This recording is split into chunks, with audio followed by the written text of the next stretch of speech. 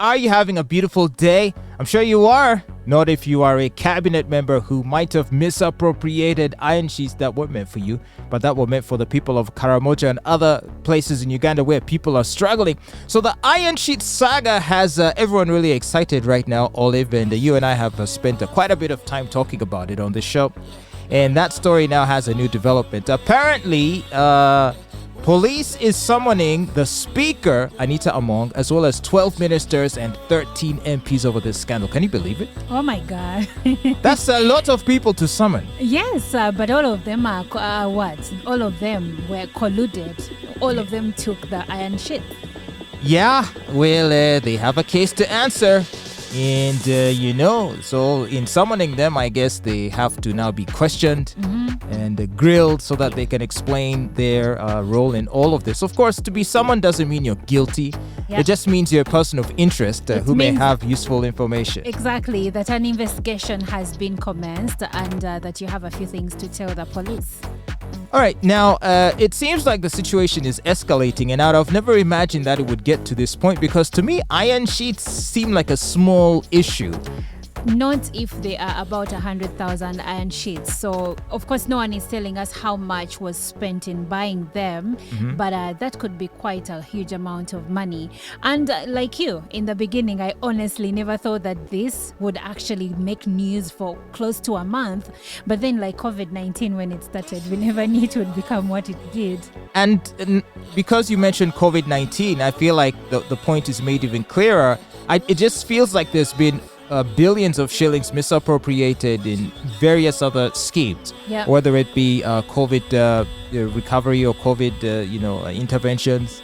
And so when you compare this to all other scandals and cases of misappropriation, it does seem like a smaller thing. It's actually a small thing because speaking of still misappropriation of funds, especially when it comes to COVID-19, just the other week, one of the ministers for the presidency, that is Monica Msenero, failed to account for the monies that were given to Preside, because Preside was a presidential initiative that was supposed to come up with a vaccine for COVID-19. And she was given huge sums of money, way more than the 130 billion shillings that was given to Karamoja, and she couldn't account for it. But because of the iron sheet saga, that went unnoticed by most people.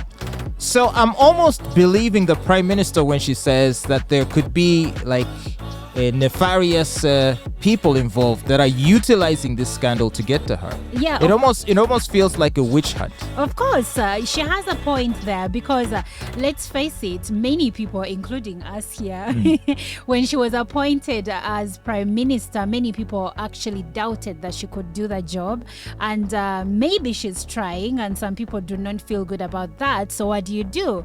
You make her look bad. How do you go from Amama Mbabazi to Nabbanja, to someone who is the epitome of sophistication, a true gentleman, highly educated, well-spoken? No, to someone who is the opposite of the epitome. Yes, because I'm going to say this in a nice way, but she really feels like she's from a village background. And in all fairness, wasn't she an RDC? She was at some point, and that should really not be a matter here because many people come from village backgrounds. But I hear you, like when it comes to Amama Mbabazi, this is a man that you could see could actually discuss government business and could come up with good solutions, suggestions. Like there was something there. With Nabbanja, honestly speaking, apart from her, trying to come in when, let's say, someone has been imprisoned, maybe someone has taken their small piece of land and she tries to stop the court from doing its job, I don't really know what the achievements of our current Prime Minister are, because even when she has the few videos I've watched of her giving talks at international conferences, she can barely speak. I couldn't help but cringe. Like every time I'm cringing, I'm like, oh my goodness, I wish she couldn't speak. I wish she would keep quiet. As in, what is that? What's the... She just leaves a lot to be desired. And of course, who can forget the hilarious video of her almost toppling over her chair as as she tried to lean back on her chair and she lost balance. You see, Yeah. she's not used to these nice things. No, Okay? that can happen to So anyone. you just roll her a mat, she sits on the Oh, floor gosh. and she relaxes because perhaps these sophisticated matters may be beyond her skill set. You make that feel like as a member of parliament or even as an RDC, she never used to have office chairs where she could lean back. Well, she showed that she didn't know how to sit on those chairs and she almost died.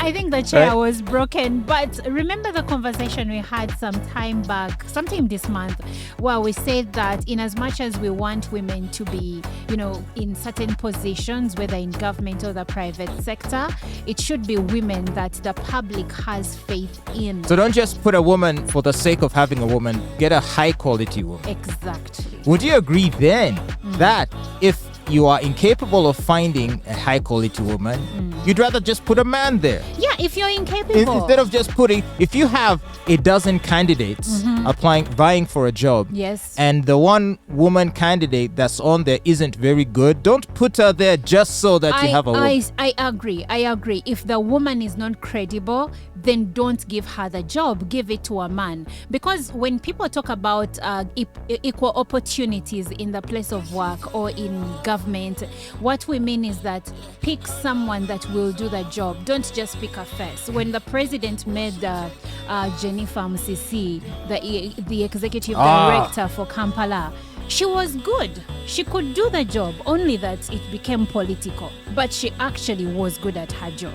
Oh yeah, she was, and to this day, people speak highly still of Exactly. Jennifer Musisi. Yeah. I mean, she had it all. She had the look, Come on. she had the figure, I hadn't noticed what you were driving at, but yeah, she And- had the curves and she had the brains. and she certainly knew how to manage KCCA. Yeah.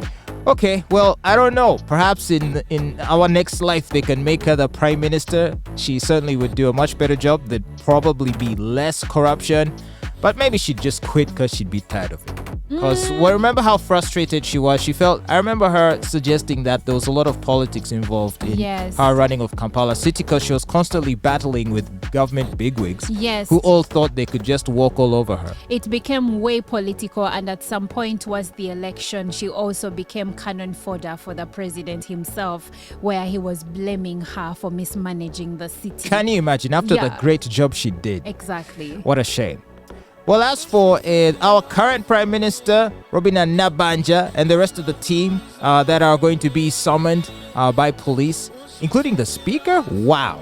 I thought Anita Among said, "Oh, I'm returning." No, she said, "I'm going to buy iron sheets so that you don't ask me any more questions." But it's like the other member of parliament. Is it member of parliament or minister who had roofed his animal shed with the iron sheets and then took them off to try to prove a point? If you have stolen it, At you the have end stolen of the it. day, you have stolen. If you rob a bank, even if you return the money tomorrow, you've still robbed it. You right? have still robbed the bank. That's why you might be sentenced to do time and also pay back the money, because you saying that, okay, have your money back does not mean that you do not face the consequences of your actions.